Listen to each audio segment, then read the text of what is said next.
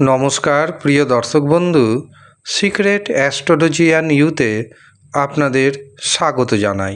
7ই August 2026 তিনটি রাশির অর্থপ্রাপ্তি যোগ তৈরি হচ্ছে। আপনি যদি এই তিনটি রাশির মধ্যে পড়ে যান, আপনারও হঠাৎ অর্থপ্রাপ্তি ঘটে যেতে পারে।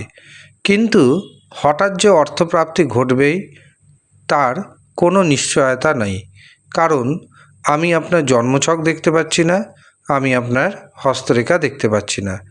কিন্তু আপনার জন্মছকে আপনার হস্তরেখায় রাহু, শুক্র এবং ভাগ্যভাব যদি শুভ অবস্থায় থাকে, অবশ্যই অর্থপ্রাপ্তি ঘটবে হঠাৎ করে। কিন্তু যদি দেখা যায় আপনার জন্মছকে অথবা আপনার হস্তরেখায় রাহু, শুক্র এবং ভাগ্যভাব অশুভ অবস্থায় রয়েছে, তখন কিন্তু আপনাকে রাহু রক্ষা কবচ অথবা পাওয়ার কবচ ধারণ করতে হবে। কিভাবে আপনি জানবেন আপনার রাহু কবচের প্রয়োজন রয়েছে না পাওয়ার কবচের প্রয়োজন রয়েছে? তার জন্য আপনাকে জন্মছক বিচার করাতে হবে। যারা জন্মছক বিচার করাতে পারছেন না, তারা নিজের হস্তরেখা বিচার করান, তবেই কিন্তু জানতে পারবেন আপনার রাহু রক্ষা কবচের প্রয়োজন রয়েছে না পাওয়ার কবচের প্রয়োজন রয়েছে। যেটি প্রয়োজন থাকবে সেটি নেবেন।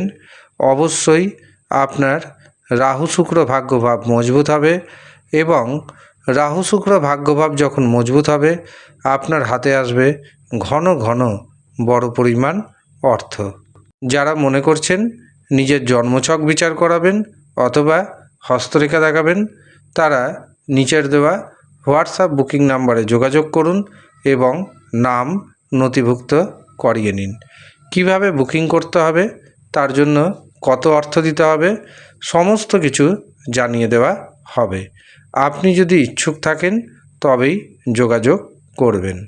7ই আগস্ট 2026 চন্দ্র থাকছে বৃষ রাশিতে, আর এই বৃষ রাশি হচ্ছে চন্দ্রের উচ্চ গৃহ। উচ্চ গৃহে চন্দ্র প্রবেশ করে 3 রাশিকে হঠাৎ করেই করবে কোটিপতি। প্রথম যে সৌভাগ্যশালী রাশির নাম উঠে আসছে সেটি হলো মেষ রাশি। মেষ রাশির জাতক জাতিকাদের হাতে প্রচুর পরিমাণ অর্থ আসতে চলেছে। শ্বশুর বাড়ির লোকজনদের কাছ থেকে প্রচুর অর্থ পাবেন, এমনকি গুপ্ত উপায়ে প্রচুর ধন সম্পত্তি আপনি পেতে চলেছেন। দ্বিতীয় যে রাশির নাম পাচ্ছি সেটি হলো কর্কট রাশি। কর্কট রাশির জাতক এবং জাতিকারা একাধিক পথে অর্থ উপার্জন করতে পারবেন। ইনকামের নতুন নতুন উৎস খুঁজে পাবেন। সন্তান ভাগ্যে আপনার ভাগ্যোন্নতির যোগ তৈরি হবে। সমাজে মান সম্মান বাড়বে।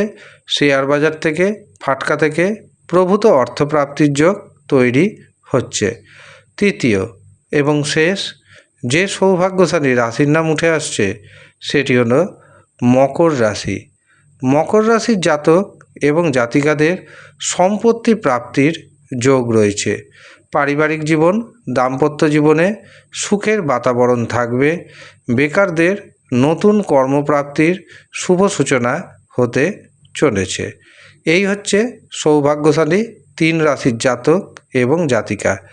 এবার আমি আপনাদের দিনের শুভ সময়, অশুভ সময় জানাবো।